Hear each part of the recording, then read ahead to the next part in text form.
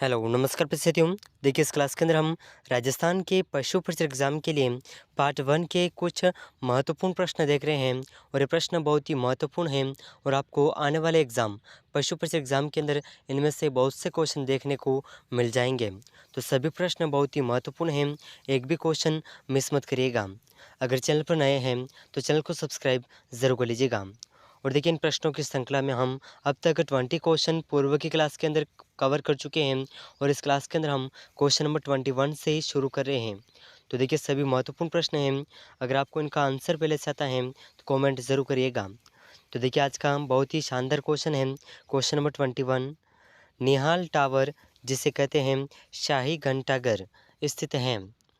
तो देखिए निहाल टावर शाही घंटाघर कहाँ पर स्थित है, ये राजस्थान का क्वेश्चन है। ठीक है, तो राजस्थान में कहाँ पर स्थित है, तो देखिए इसके ऑप्शन है। ऑप्शन 1 चूरू ज़िले में, ऑप्शन 2 अलवर ज़िले में, ऑप्शन 3 भरतपुर ज़िले में, ऑप्शन 4 है धौलपुर ज़िले में। तो देखिए इन चारों ऑप्शन में से जो सही आंसर है, ये सही आंसर हो जाएगा अपना ऑप्शन 4। निहाल टावर शाही घंटाघर जो है धौलपुर में स्थित है। ठीक है, तो इस क्वेश्चन का ऑप्शन 4 बिल्कुल सही आंसर हो जाएगा। और अगर पूछा जाए कि भारत का सबसे ऊंचा घंटाघर कौन सा है, तो यही घंटाघर है। ठीक है, निहाल टावर जिसे शाही घंटाघर भी कहते हैं। ज़रूर याद रखिएगा, बहुत ही महत्वपूर्ण क्वेश्चन है। चलिए नेक्स्ट क्वेश्चन, क्वेश्चन नंबर 22। चलिए तो देखिए क्वेश्चन नंबर 22 आपके सामने है, बहुत ही महत्वपूर्ण क्वेश्चन। अरब यात्री सुलेमान ने किस प्रतिहार राजा के शासनकाल में भारत की यात्रा की।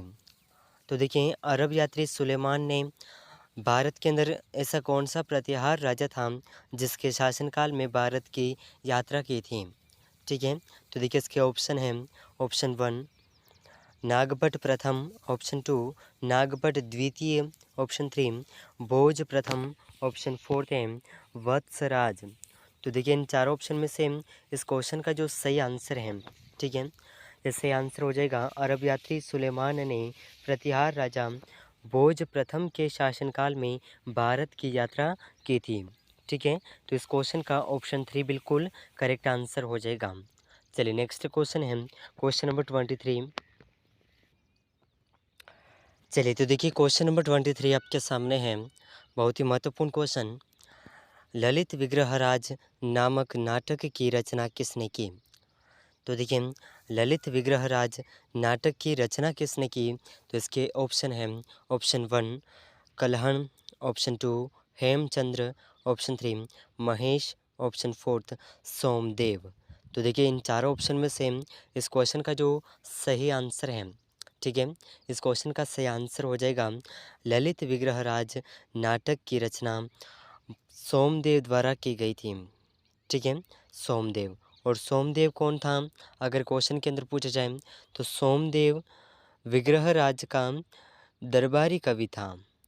ठीक है, विग्रहराज का दरबारी कवि सोमदेव था। अगर पूछा जाए कि विग्रहराज का दरबारी कवि का नाम है, तो देखिए नाम इस तरह दिए जाएंगे, तो इसमें से सोमदेव आपका बिल्कुल सही आंसर हो जाएगा।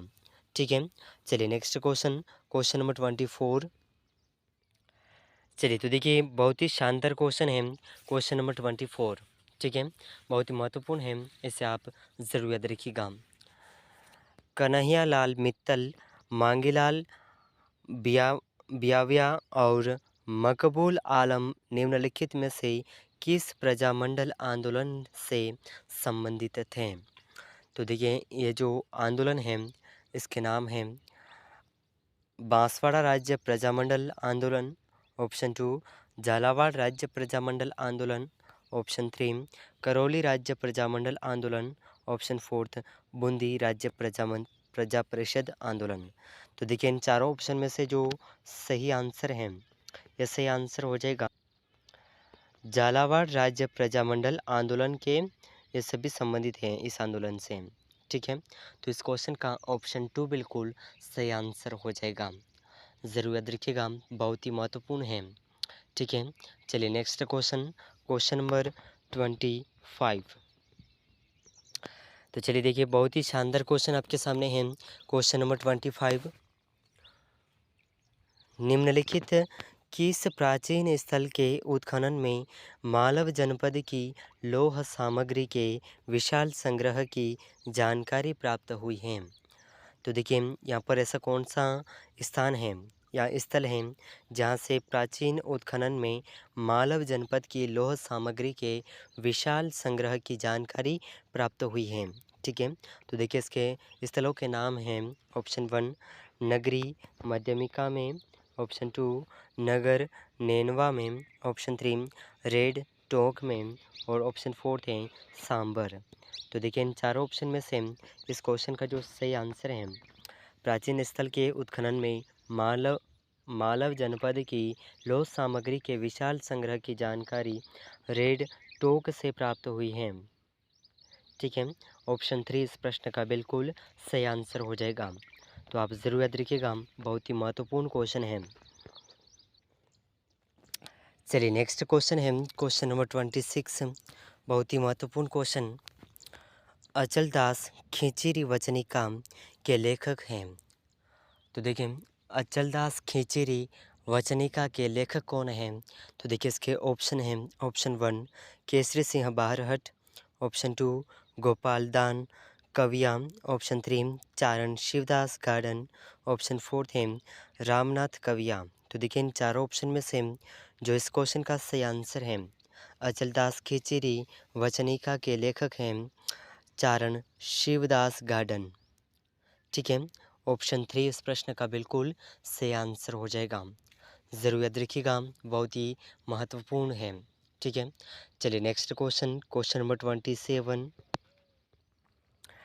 चलिए तो देखिए क्वेश्चन नंबर 27 आपके सामने है, बहुत ही महत्वपूर्ण क्वेश्चन है। निम्न में से कौन सा राजस्थान का दुर्ग गिरी दुर्ग नहीं है? ठीक है, यहाँ की पहाड़ों से घिरा हुआ दुर्ग नहीं है। ठीक है, तो ऐसा कौन सा दुर्ग है जो पहाड़ों से घिरा हुआ दुर्ग नहीं है? तो देखिए इसके ऑप्शन हैं जालोर का दुर्ग, ऑप्शन 2 गागरोन का दुर्ग, ऑप्शन 3 सिवाना का दुर्ग, ऑप्शन 4 है चित्तौड़गढ़। तो देखिए अगर बात करें सिवाना का दुर्ग तो ये बालोतरा में है, और ये गागरोन का दुर्ग इसे जल दुर्ग भी कहते हैं। ठीक है, जल दुर्ग भी कहते हैं और यह झालावाड़ में है। ठीक है, ज़रूर याद रखिएगा। तो इसमें से जो सही आंसर है इस क्वेश्चन का या सही आंसर हो जाएगा वह दुर्ग जो पहाड़ों से घिरा हुआ नहीं है, गागरोन दुर्ग है। और अगर पूछा जाए कि जल दुर्ग किस दुर्ग को कहा जाता है तो यह भी गागरोन का दुर्ग है। ठीक है, ज़रूर याद रखिएगा। तो इस क्वेश्चन का ऑप्शन 2 बिल्कुल सही आंसर हो जाएगा। चलिए नेक्स्ट क्वेश्चन है क्वेश्चन नंबर 28। चलिए तो देखिए बहुत ही शानदार क्वेश्चन है क्वेश्चन नंबर 28। ठीक है, इसमें से जो हस्तकलाएं वगैरह हैं ये कौन से स्थान से संबंधित हैं इस क्वेश्चन के अंदर पूछा गया है। ठीक है, तो देखिए सबसे पहले दाबू प्रिंट की अगर बात करें तो दाबू प्रिंट जो है ये अपने चित्तौड़ से हैं। ठीक है, सॉरी दाबू प्रिंट चित्तौड़ से हैं, तो इसका मिलान ऑप्शन 3 पर हो जाएगा। और पावरलूम कपड़ों पर छपाई तो ये बालोतरा में है। ठीक है, बालोतरा ज़िले में। और मोठड़ा तो देखिए मोठड़ा जो है कैथून है, सॉरी देखिए मोठड़ा जो है ये अपने जोधपुर में है। ठीक है, मोठड़ा जोधपुर में। और मसूरिया जो है ये अपने कैथून कैथून कहाँ पर है अगर पूछा जाए तो कैथून कोटा में है। ठीक है, कोटा ज़िले में। ज़रूर याद रखिएगा, बहुत ही महत्वपूर्ण है। चलिए नेक्स्ट क्वेश्चन क्वेश्चन नंबर 29। चलिए तो देखिए बहुत ही शानदार क्वेश्चन आपके सामने है। राजस्थान राज्य प्रदूषण नियंत्रण बोर्ड किस वर्ष गठित किया गया? तो देखिए राजस्थान राज्य का जो प्रदूषण नियंत्रण बोर्ड है ये कब गठित किया गया? तो इसके सन हैं 1975, 2002, 2010, 1986। तो इन चारों ऑप्शन में से ऑप्शन 1 बिल्कुल सही आंसर हो जाएगा। और पर्यावरण का जो और देखिए अगर आपसे पूछे जाए कि राजस्थान में पहली पर्यावरण नीति कब लागू की गई तो ये जो है 2010 में लागू की गई थी। ठीक है, पर्यावरण नीति के बारे में पूछा जाए तो ऑप्शन 3 बिल्कुल सही आंसर होगा। और राज्य प्रदूषण नियंत्रण बोर्ड का जो गठित तिथि है यह पूछी जाए तो 1975 सही आंसर होगा। ठीक है, तो चलिए नेक्स्ट क्वेश्चन है क्वेश्चन नंबर 30। चलिए तो देखिए क्वेश्चन नंबर 30 आपके सामने है, बहुत ही महत्वपूर्ण क्वेश्चन। महन सर प्रसिद्ध हैं, तो देखिए महन सर ये कौन सी कला है और किसके लिए प्रसिद्ध है? तो देखिए इसके ऑप्शन हैं सोने की चित्रकारी के लिए, मुगलकालीन चित्रों की अधिकता के लिए, 360 खिड़कियों की हवेली के लिए और सती माता मंदिर के लिए। तो देखिए इन चारों ऑप्शन में से जो सही आंसर है महसन प्रसिद्ध हैं, तो महसन सोने की चित्रकारी के लिए प्रसिद्ध हैं। ठीक है, ऑप्शन 1 इसका बिल्कुल सही आंसर हो जाएगा। तो देखिए इस क्लास के अंदर हमने राजस्थान के पशु परिचय एग्ज़ाम के लिए पार्ट 1 के कुछ महत्वपूर्ण प्रश्न थे जिन्हें कवर किया है और 30 तक महत्वपूर्ण प्रश्नों को देखे हैं। तो इन सभी प्रश्नों में से आपके कितने क्वेश्चन सही हुए हैं हमें कमेंट में ज़रूर बताइएगा। अगर आप चैनल पर नए हैं तो चैनल को सब्सक्राइब कर लीजिएगा और इस क्लास को अपने दोस्तों तक शेयर ज़रूर करिएगा। तो देखिए आगे महत्वपूर्ण प्रश्नों के साथ में मिलते हैं, तब तक के लिए जय हिंद, जय भारत।